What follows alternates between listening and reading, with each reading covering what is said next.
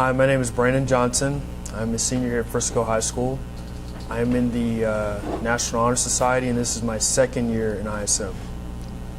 As an ISM2 student, I wanted to kind of shift gears, and I wanted to really learn something new and really be absorbed in learning. And most ISM students in their second year, they usually do the same subject or carry off of the same subject that they were doing in the previous year. But this year I wanted to learn something new, and I was really inspired by my mentor last year.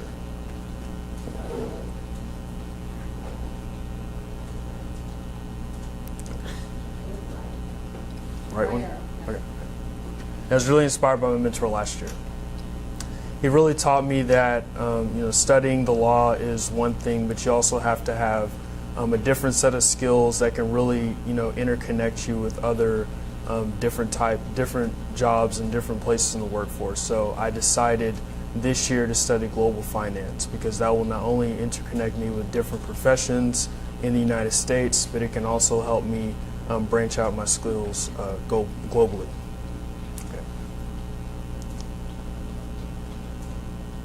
So why did I decide to take ISM this year, in my senior year? I began, at the beginning of the year, I was wondering what I wanted to do and whether I could really exert myself in my senior year in ISM2, and what could I do, what could I build on from my first year, and what can I do to make my second year better than the first one? And really, I just asked myself, why not ISM? Why not take this journey again, and why not learn something new that I can build on and grow as a person?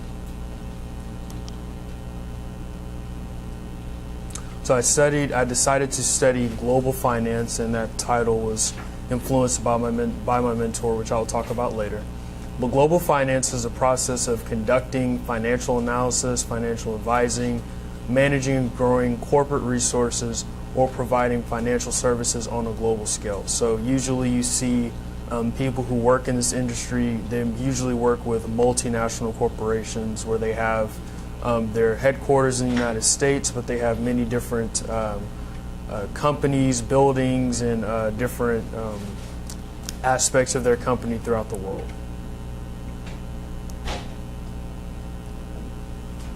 So one of the first things we're required to do when we pick our field of study is to have a career outlook assessment. And this assessment really allows you to just get a basic kind of watered down summary of what your career is going to look like. And obviously you learn more as you are able to do research and build that relationship with your mentor. But this career outlook assessment is just kind of our first glimpse into our career. So what I learned from this assessment and in doing this assessment was that finance as a whole is really fast and is becoming incredibly diverse. There are just regular finance areas where you just kind of work for that one company in the United States. As I said, there's global finance. There's also financial accounting, financial marketing. There's so many different things that you can get into with finance. In fact, because it's so diverse, it's projected to grow by 16% by the year 2020. So this job is really in demand, and it's really, it's just going to be moving forward, and it's continuing to evolve. The median salary is $76,950, but it's going to really fluctuate depending on which field in finance you go through. But this field, though, even though it's really growing quickly, especially by 16%, it's really competitive to get into. So there's different people are always jockeying for these jobs, especially jobs such as stockbroking and things like that. That's really competitive to get into, and you really have to find your niche. But the one thing that really drew me to finance, and what really made me want to study it, and what really made me think that finance is going to make me a more viable candidate in the labor force, is that finance is incredibly the knowledge of finance is incredibly valuable in today's job market. If you know finance, you can pretty much get any job you want. There's so many jobs you can get, and there's so many companies that will see you as valuable. So the first semester of ISM, it was really tough for me because global finance is a new subject to me. I never knew anything about it before. I only knew, partially things that I researched before. Just when I would see different articles about different things, I was always interested in it, but I truly didn't have that in-depth background knowledge. And so that was really tough for me in learning how to research about finance, what I wanted to research about, building contacts and networking, because last year that process was a lot less difficult, because with attorneys you can find their numbers online, and usually it's really easy to find an attorney. But with finance people, to really gain phone calls and to gain contact information and to gain meetings with these people, you really have to learn how to network, how to go out there, go outside of yourself, shake some hands, and be uncomfortable. And that was really one of the most valuable things I learned in the first semester with this subject. So the Business Symposium, this is a really big event in ISM, and it really allows students to do the networking that I mentioned before. And it features over 100 professionals in a variety of different fields. And especially for me this year, my second Business Symposium, I really made the effort and really had to make the effort to go out there, shake some hands, speak to some people, and just gain some contact information, because through that, even though the people that I gained their contact information, even though they were not in finance, they were able to refer me to people who were in finance. And so I was really excited that I was able to do that, and that really made me more mature as a second-year student.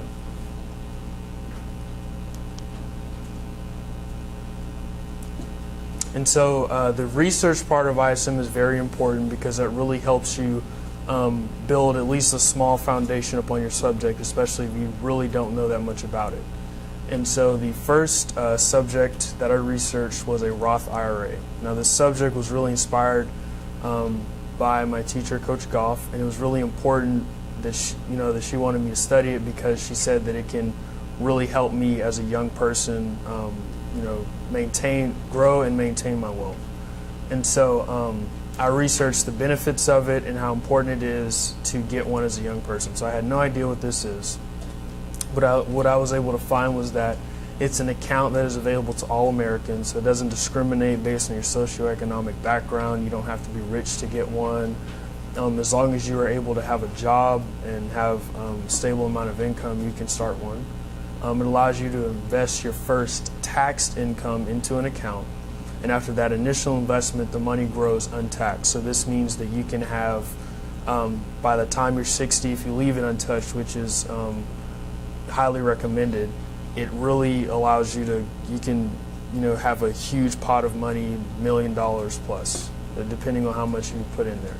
You can withdraw the contributions without any withdrawal penalty, so that's another added bonus that most people don't know about.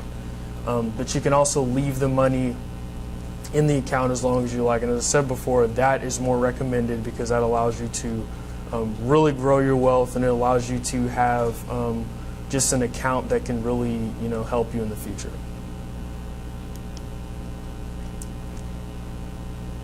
And the next subject that I researched is really important to me, and I've seen it really just not only throughout the news but throughout my life, and it's the subject of growing income inequality in the economy, especially in the U.S. and really throughout the world. This really impacts my family, because we are middle class, and we have been seeing that income gap grow bigger and bigger as the years have gone by. And this is the gap between the top 1% and the bottom 99%, but it's also really highlighted within the middle class, and that's where most of the economic focus and analysis is centered on. So in most countries, and really a healthy economy has income inequality, so it is healthy for the gap to exist, but it is not healthy for it to be as large as it is today.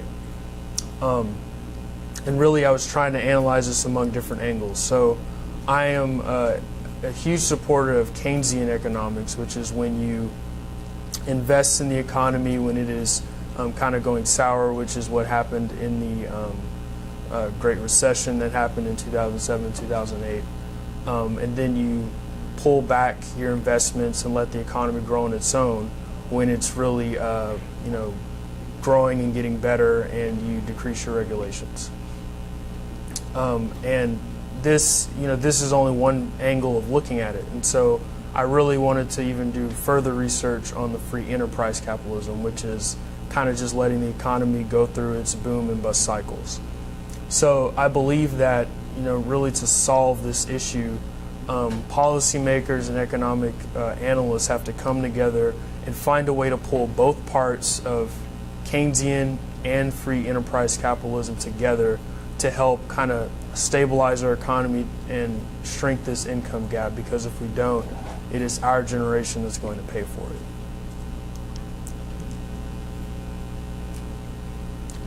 And another topic that I researched, which is actually my original work, not the research, but my original work is centered on this, is the recent phenomena of the steeply dropping gas prices.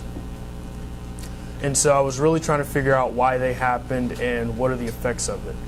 And so, these impacts are really, really important when you're studying, not just when you're researching anything, but really when you're researching different economic phenomena. That's what I really learned throughout this research process, is to not just study something on its face value, but to study the impacts it could have immediately and the impacts it can have on the future. And this subject has really changed dramatically since I studied and since I've done my original work. But the gas prices, before, when I was researching this, they have fallen below $90 per gallon, which was really, even though that's really high, they're not $9 per gallon, but $9 per barrel. And that was, even though that seems really high, that was a standard price among the global economy. That was the price that allowed OPEC to flourish and really other countries to kind of stay balanced. And the initial effects of it here in America were really good. Consumer confidence was driven up. More people had the option to spend money, even though most people saved it. They had the option to spend money again, and it is now actually below $50 a gallon. But abroad, there were mixed results, and this really allowed me to, like I said before, see the impact that it has at home and abroad, and really the impacts that lower gas prices could have on the future. And in Western Europe, it really hurt them because that contributed further to their deflation. So deflation is when different consumer goods and the prices of those goods and even commodities drop sharply. And so in Western Europe, the deflation was already rampant and dropping, and gas prices that were dropping as fast as they were and as much as they were really hurt their economy. And it also, I was able to figure out that the drop was overall based on the falling demand across the world for oil. This was driven by the United States increasing their oil production, making their cars have really strict fuel standards where they have to be, in excess of 30 miles per gallon. And this really, we, as a country, we implemented this policy because the prices were so high. And after a while, it just became second nature to buy EcoBoost cars and fuel-efficient cars. Well, now that really actually dropped the gas prices, because the more people did that, the bigger effect that had on oil prices abroad. So the next thing that I researched was that why, when the economy seems like it's doing good, why are people not, feeling the effects of it? And, the biggest group that is not feeling the effects of it is the middle class. So right now, at the time I studied it, unemployment was at 5.8%, but right now it is 5.6%. Consumer confidence is at its highest level since 2007. Inflation remains low at 1.7%, so that means you won't see any, we haven't seen any in the past, 3 to 5 years, any super sharp hikes in prices of different goods. The economy has added as an average, has added over 200,000 jobs per month. However, the reason why the large population of Americans are not really feeling that growth is because of median incomes that have only grown by just 1.1%. So they have barely kept up with inflation. And that's really the driver of the kind of malaise with the economy, and that's why consumer confidence was really down during the Great Recession. So while this solution may not work, I believe that this is the solution I believe could really fix it, but there are many different things that we can do and that we should do to help fix this problem. But I believe that the key to fixing stagnant wages is to raise the federal minimum wage to $10.10 an hour and to index that to inflation. So I kind of think about it as a bottom-up approach. When you help make sure that the lowest wages are raised to the standard that people can live off of them, not in excess, but that where they can have a home and a meal and they can provide for at least 2 children. When you raise it to that level and you make sure that that keeps pace with inflation, then that can really push that growth to the median income wages, and that can really help make sure that middle class families are continuing to see the growth and see the prosperity that the top 1% have felt over the past few years. And another topic that I really wanted to study and really captured my interest was the Federal Reserve Board program of quantitative easing and the end of it. And so after the 2008 stock market crash, the government began a program called quantitative easing. And this program was really helped to lure investors back into the market and help stimulate the economy. So what they would do is they would buy high-risk bonds, ones that could result in a lot of losses. The government would buy them, and it would help lure investors back into the market by allowing them to buy the easier and the lower risk bonds. This policy worked, and stocks jumped 129% over the past 6 years. We even recently saw stocks go to high as 18,000, which is a record high. And so this really helped galvanize the stock market. Although the stock market isn't the biggest indicator of economic growth, it really having a good stock market does not hurt. And so it really allowed stimulation back into the economy and allowed the economy to get going again. And the biggest question the analysts were asking were, will the market prosper after the quantitative easing program ends, or will it sink and force our economy back into retreat? And so far, they've pulled quantitative easing, and the stock market has done reasonably well. And so what I learned from my research, I really learned and furthered my knowledge on the causes of income inequality and really what that means for the country. The effects of the decrease in gas prices on the economy at home and abroad, which I'll talk about later. Stagnant wages and the need for increasing wages and what stagnant wages really does to the economy. The benefits of a Roth IRA, which is really important, and really what's going on in our government as far as the quantitative easing program and its long-term effects. So really, after this research period and also during, we're really looking for a mentor. That's the biggest part of the Eisner program. You can do this program without a mentor, but the mentor really adds that extra step to your level of knowledge, your level of research, and how much you learn throughout the year. And so before we pick a mentor, we're required to do 5 informational interviews, and I really wanted to focus when I did my interviews and when I picked people who would interview with me, I really wanted to do different types of finance so that as a whole I can kind of pick which part of finance that I wanted to do. And so my first interview was with Tom Briscoe. That was referred to me by my teacher, Coach Goff, and as a whole throughout this interview process I really had to meet these people and meet other people who would give me their information, and so this really strengthened my networking skills, and this really exposed me to the networking process. And so what I learned from him was that people are the most important resource of a company. That's defined as human capital, and human capital is more important than the money the company makes and the machinery that they have, because people are what makes the economy move. When people work, when people contribute to the economy, that's really what helps a company succeed, and as a country, that's what helps our economy succeed. My second interview was with Bob Straight, and what I learned from him, he was a financial advisor. What I learned from him was I have to learn how to listen to people, because when he was interacting with different clients, he said that he was really able to build the most successful relationships through listening to others and really listening to what they wanted and their goals in life. My third interview was with Tim O'Neill. He was a public accountant, and what I learned from him was to aim for high goals and to relentlessly pursue them.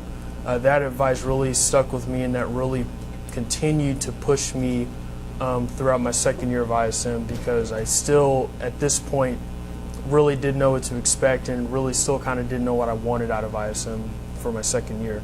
And this really helped me continue to work hard and continue to put myself to the best of my ability in positions that could really help me achieve my goals.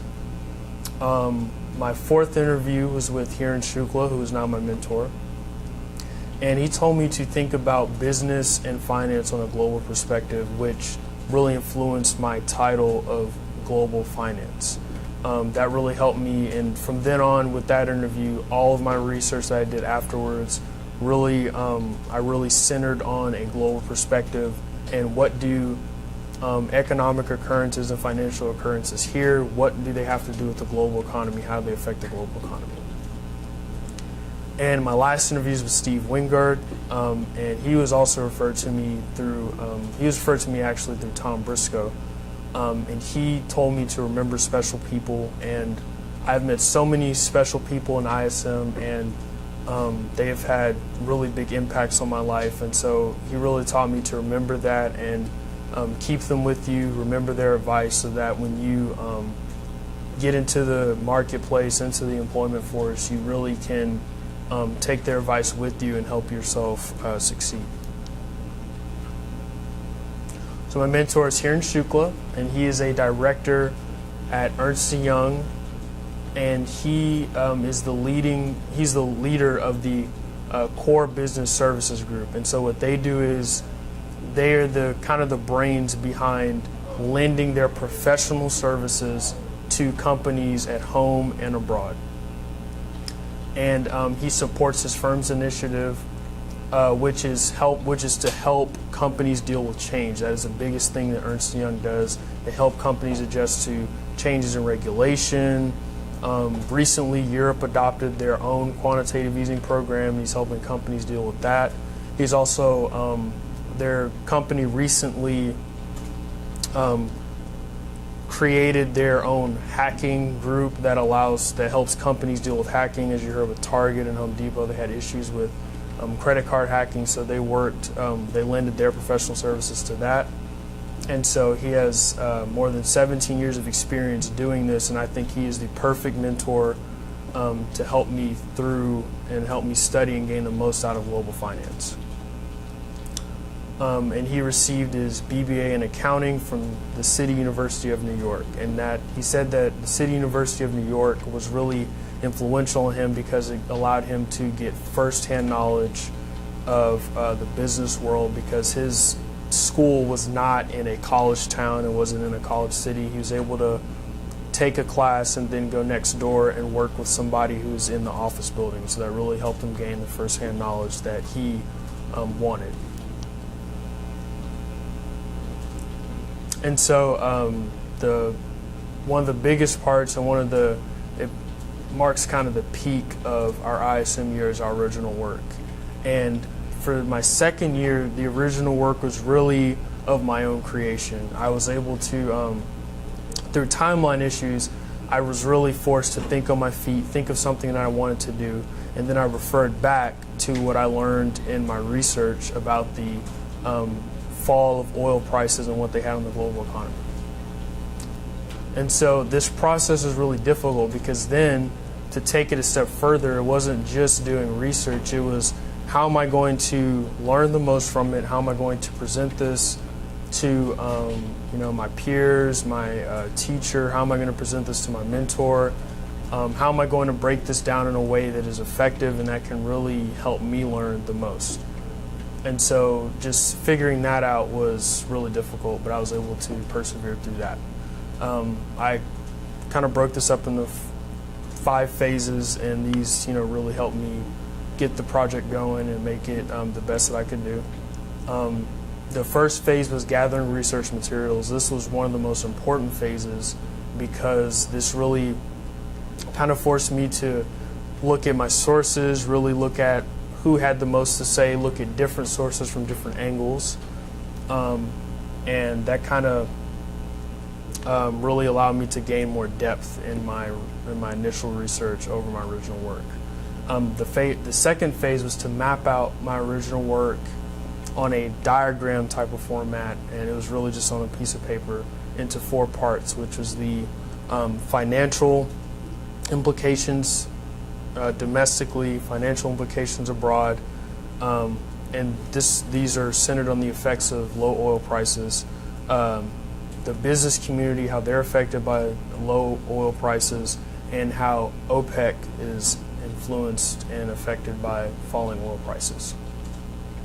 And then phase 4, and you'll be able to see phase 4 in like a really in a way that it'll be right here on the Prezi. This is the most important part, was combining all 4 parts into a presentable format so that my audience can see it, and so that it's really easier for me to digest after I do all of my essays. And it was combined into the PowerPoint format into essays, so those were the hardest parts. And then phase 5 was really important to me, and I didn't see it until after I finished the first most of my original work. I saw that we needed policy initiatives to help stabilize oil prices, and I saw all of these communities were hurting in one way, and that was because oil prices were not stable, and there were too many hands into the pie of oil, and too many people were benefiting from it while too many were hurting as well.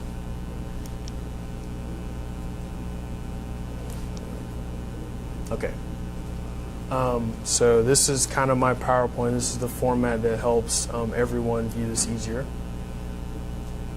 So this is kind of just a breakdown of it. The single largest cause of the sharpened gas prices to now under $50 a barrel or under $2 a gallon was a sharp decrease in demand. And obviously different things helped influence that demand, but just abroad, the sharp decrease in demand really helped influence this.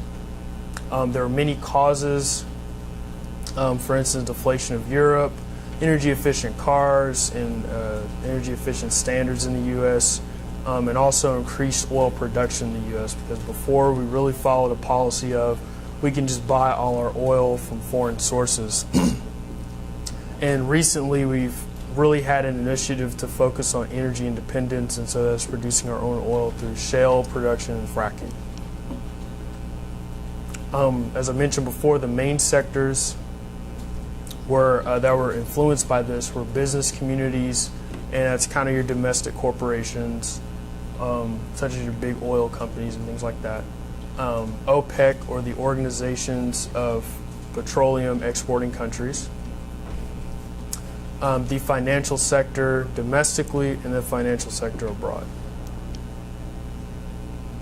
So the business community was really influenced in a different way. Multinational corporations, some of them had their issues with it. Companies here were really benefited by it. Many companies here are benefiting from increased consumer confidence and low inflation.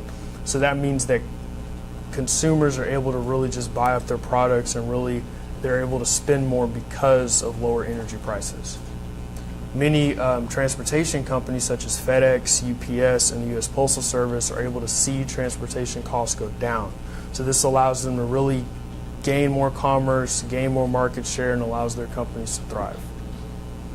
But as a consequence, U.S. shale companies were forced to drop production, and they were having to bring about layoffs and bring about reduction in hiring. Now, this instance right here is really important because shale production was one of the biggest drivers of our economy. That's why our economy was able to, after a sluggish start, it was able to really gain